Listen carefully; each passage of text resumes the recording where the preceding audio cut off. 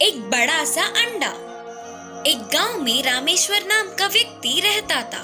वह बहुत ही भला इंसान था। उसके पास जितना है उतने में ही सामने वालों की मदद करता था। रामेश्वर हर रोज जंगल जाते हुए लकड़ियां काट के लाकर उन्हें बेचकर खुशी से जीता था। रामेश्वर के घर के पड़ोस में ही बीमेश रहता था। वह बहुत ही कंजूस आदमी था। कभी किसी की भी मदद नहीं करता था और तो और सामने वालों को देखकर बहुत ही जलता था। एक दिन रामेश्वर लकड़ियों के लिए जंगल में गया और सूखे हुए ढालों को उसकी कुल्हाड़ी से मारने लगा। उसे वहीं थोड़ी दूर में एक बड़ा सा अंडा दिखा। उसे देख वह चौंक गया और बोला, ये अंडा क्यों इतना बड़ा है? इस जंगल में मैंने अब तक ऐसा अंडा नहीं देखा। ऊपर से इधर पास में कोई जानवर भी नहीं दिख रहा है। इसे ऐसे ही छोड़ा तो अंदर के बच्चे को खतरा हो सकता है। मैं इसे अपने साथ ले जाकर ध्यान रखूंगा। बोलते हुए रामेश्वर उस अंडे को लेकर अपनी पीठ पर रख के चलने लगा। ऐसे रामेश्वर को अंडा लाते हुए बीमेश देखकर बोलने लगा, अरे ये रामेश्वर अंडे के आकार में कुछ बड़ी चीज लाया। जंगल में ऐसे बहुत मिलते हैं करके मैंने लोगों से सुना था। अगर ये सच होगा तो आसपास के गांव में रामेश्वर से ज्यादा और कोई अमीर हो ही नहीं सकता। ना बिल्कुल नहीं, ऐसे नहीं होना चाहिए। मुझे उसे आज रात को ही चोरी करनी होगी। यह सब सोचते हुए चोरी करने के लिए तरह तरह के चाल सोचने लगा। रात होते ही बिना आवाज के रामेश्वर के घर में घुसा और उस समय रामेश्वर पलंग पे गहरी नींद में सो रहा था और उस पलंग के बाजू में ही वो बड़ा सा अंडा था। ये तो अच्छी मौका है मेरे लिए। बोलते हुए अंडे को मेहनत से पीठ पर रखकर धीमे से अपने घर ले गया बीमेश और कहा, बहुत ही ज्यादा बड़ा अंडा। अगर इसे उबाल कर खाऊंगा तो पूरे 1 महीने तक खा सकूंगा। लेकिन मुझे तो उबले हुए अंडे से ज्यादा ऑमलेट पसंद है। और तभी वो अंडा अचानक से उसके पीछे गोल गोल घूम रहा था और एकदम से रफ्तार से घूमने लगा। उसके ऐसे घूमते रहने से बीमेश को चक्कर आने लगे। अरे देख तू ना, मुर्गी का अंडा है या गधे का, मुझे तो पता नहीं। अबे तोड़कर खा लूंगा। ऐसे गुस्से में अंडे को काट के खाने के लिए हथौड़ा निकाला। फिर अंडे ने बीमेश को इधर उधर भगाया। आखिर में अंडा उस पर सारी तरफ से हमला करने लगा। ऐसे उसे बहुत चोट पहुँचे। फिर से अंडा ऐसे ही गटरते जाते हुए रामेश्वर के घर चली गई और बेचारा बीमेश तो अंडे के दिए हुए घावों से रोते हुए बैठ गया।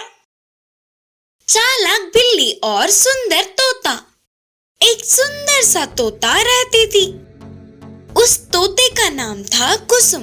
वह हर रोज एक अमृत के पेड़ पर चढ़ के पके हुए फलों को आराम से खाती थी। ऐसे हर रोज कुसुम का अमृत के पेड़ पर रहना और उधर ही बहुत देर तक बैठ के फलों को खाना चंगू नाम की बिल्ली देखती थी। अच्छा सा झाड़ा और सुंदर सी तोते को देखते ही चंगू के मुंह में पानी आ गए। हाँ, रोज पके अमृत खाती, कितनी सुंदर है ये।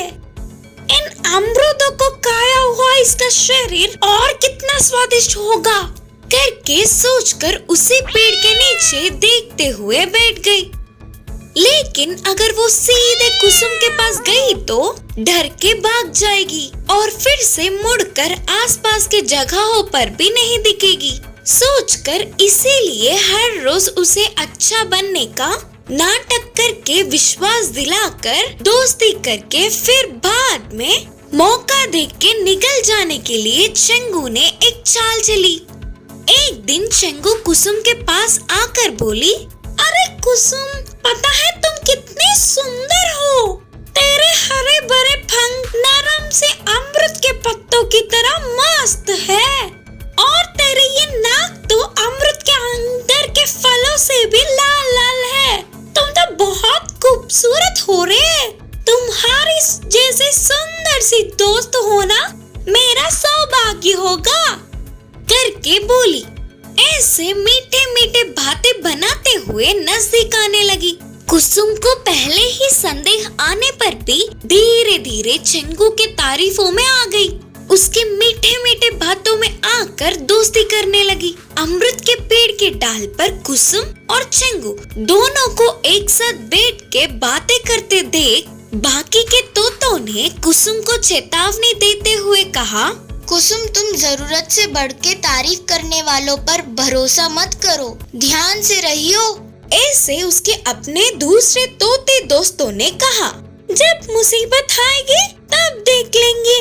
फिर भी मेरे पंख है ना, तो एकजुट में उड़ जाऊंगी। और चिंगू के तो पंख ही नहीं है, वो उड़ भी नहीं सकता, तो उतनी ज्यादा खतरे की बात नहीं है। एक दिन चिंगू कुसुम के पास आकर बोली, अरे कुसुम, तुम्हारी नाक को कितनी भी बार देखने पर भी जी नहीं भर रहा है। तेरे नाक इतनी लाल लाल कैसे हुई? बस मुझे एक ही बार छूने दो ना, करके बोलते हुए नजदीक आने लगी। उसके बातों से कुसुम पिघल गई, लेकिन उसके दोस्तों की चेतावनी को याद करते हुए कुसुम तुरंत सतर्क हुई।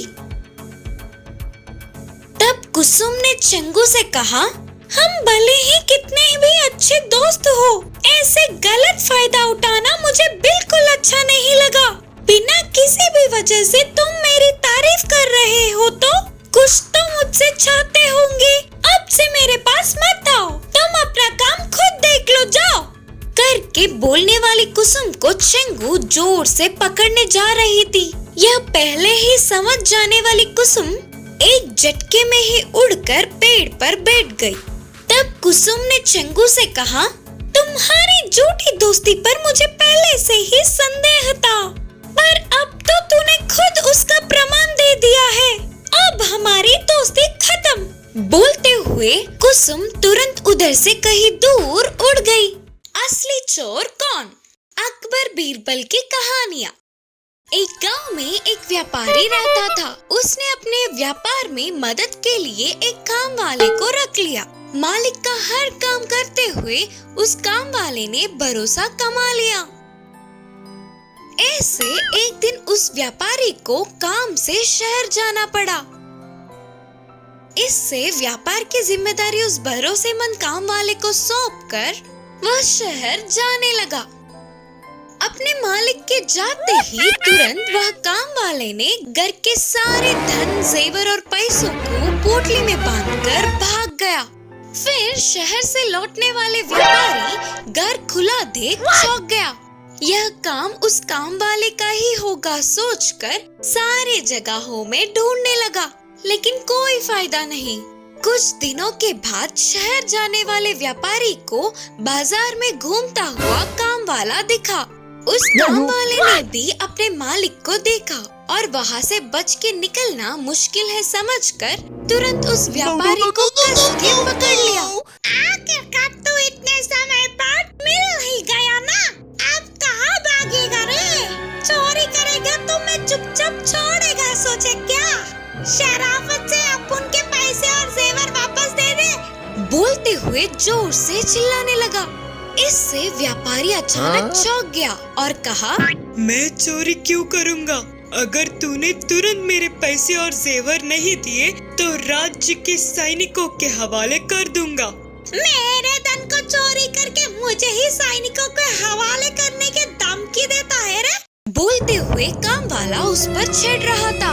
ऐसे व्यापारी और काम वाले के झगड़ा करने पर बाजार के सारे बड़े वहाँ उन्हें घेरे, लेकिन उन दोनों में कौन चोर है और कौन मालिक पता नहीं चल रहा था। दोनों को इंसाफ दिलाने के लिए महाराजा जी अकबर के दरबार में ले गए। सभा में सारे बड़े उपस्थित थे। अकबर और बीरबल के सामने उन्होंने पूरी कहानी सुनाई।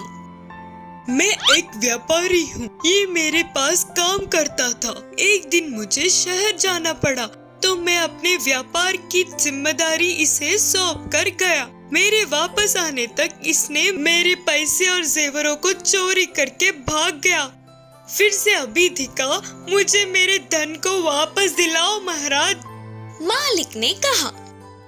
फिर काम वाले ने कहा, महाराजा जी को मेरा प्रणाम। ये सच को छुपाकर उल्टा सीधा कह रहा है।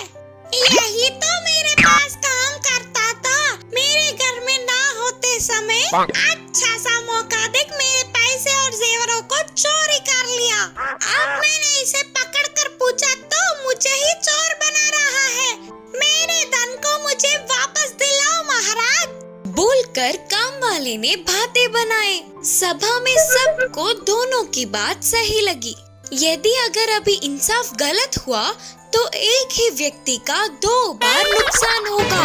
लेकिन इनमें से असल में चोरी किसने की करके सारे सोच में पड़ गए। बीरबल ने एक सैनिक को बुलाकर दोनों को ले जाकर फांसी के फंदे के पास खड़ा करने को कहा। फिर उन दोनों का सिर फंदे में रखवाया। अब मेरे कहे हुए काम वाले का सिर काट डालो करके बीरबल के बोलते ही तुरंत सच्चा काम वाला डर से अपने सिर को निकाल दिया। इस तरह चोर की चोरी पकड़ी गई। उससे पैसे और जेवरों को लेकर व्यापारी को देते हैं।